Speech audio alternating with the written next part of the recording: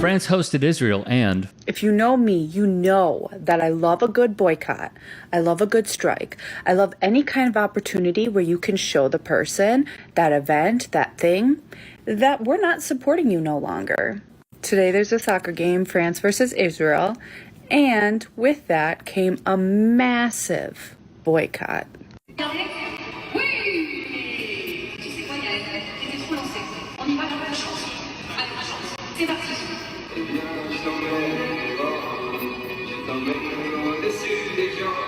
I want everyone to take this in because the Stade de France holds around 80,000 fans. The final number was around 16,000 in attendance. Outside the venue, some 4,000 police officers are being deployed across the city and around the stadium. An elite police unit will also be guarding the visiting Israeli team. The measures come a week after the post-match violence in the Netherlands, following a match between the Amsterdam team and Maccabi Tel Aviv. Parisians are divided about hosting the match in their city. Well, that is an understatement. Pro-Palestinian protesters say the Nations League match should be cancelled or boycotted. Le match de la honte, c'est le match de la honte. This protester called it the match of shame. This game shouldn't have taken place because it will give Israel a PR opportunity abroad. It's a colonial society. It's an apartheid imposed on the Palestinians. The conflict is brutal, and it's not France's honor to host this game. Prior to the match, one French group urged the national team players to refuse to take the pitch for the match. They'd say the footballers serve as ambassadors and role models for millions of youngsters in the country. There were also these protests that took place outside of a pro-Israel gala where Finance Minister Smotrich was advertised to be in attendance. He would cancel last minute, though. This is an extremist who aligned with Netanyahu to secure the Israeli government's position to annex the West Bank, gave quotes such as "finish the job," and has stated he believes all Arabs should be kicked out of the country. The event served as a fundraiser for the Israeli army. Meanwhile, for those who did attend, around 100 of these Israeli fans huddled together in a small corner of the Stade de France. It was the lowest attendance at the stadium for a national game. Diplomatic relations between French President Emmanuel Macron and Israeli Prime Minister Benjamin Netanyahu have become strained by Israel's war in Gaza.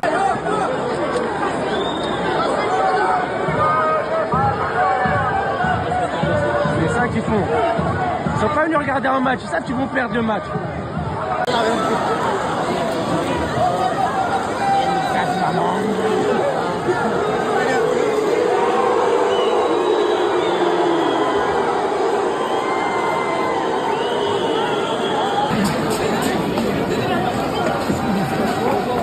The match remained largely unaffected. The game continued despite the charged-up atmosphere and sadly ended in a goalless draw. From Middle East Eye, videos shared on social media would show Israeli fans, some with their faces covered and with Israeli flags draped on their backs, attacking French fans. Around 40 arrests would take place around the stadium. 24 of them resulted in police custody, them being placed in police custody, but for nothing serious, according to police sources. The New York Times has more from Paris and on-the-ground reporting. Before the game, helicopters thumped overhead and sirens blared, but there were few fans on the concourse leading to the stadium, which would normally be packed with people. Officers seemed to outnumber the spectators. Two cops cautioned a fan that the Israeli flag that was draped over his shoulders could potentially make him a target. Inside the stadium, a mix of jeers and cheers greeted the Israeli national anthem. Many thought, though, that the game should have been moved because there is precedent for this. Belgium did the same after cities in the country refused to host the match between their national team and Israel. Italy kept it in the country, but they would move stadiums. Maccabi Tel Aviv, set to face Turkish side Besiktas, moved their match to Hungary for a neutral site affair. I also think it is wise for us to take in opposing sides and hearing what they have to say regarding the circumstances of the match. Honestly, I think it's sad to see that we have such a large security presence for a simple football match, because sport is made to unite. We've always had laughter and tears only through sport. Sport is not supposed to be conflictual. And the counter. French-Palestinian lawyer Salah Hamouri says it's impossible to separate soccer from politics. The athletes who are in the team, a part of them, were also in the army or are still in the army. This is why this match must be suspended, he said. When Russia went to war against Ukraine, they were banned from all sports. Despite the genocide, the fact that they kill women, children, men can be victims too, Israel is allowed to play a match. We are told sports and politics should be separate. Well, no. If we give them that right, then we are complicit in their murder. I should make note that there are parallels between some who say that they wish for politics and sports to remain separate and those who say it is inextricably linked, because the latter does remain true. And this pipe dream that is being sold of politics and sports not mixing, especially when you have national teams going up against one another, it is just completely unfounded and untrue. The Times was also wise to note the following.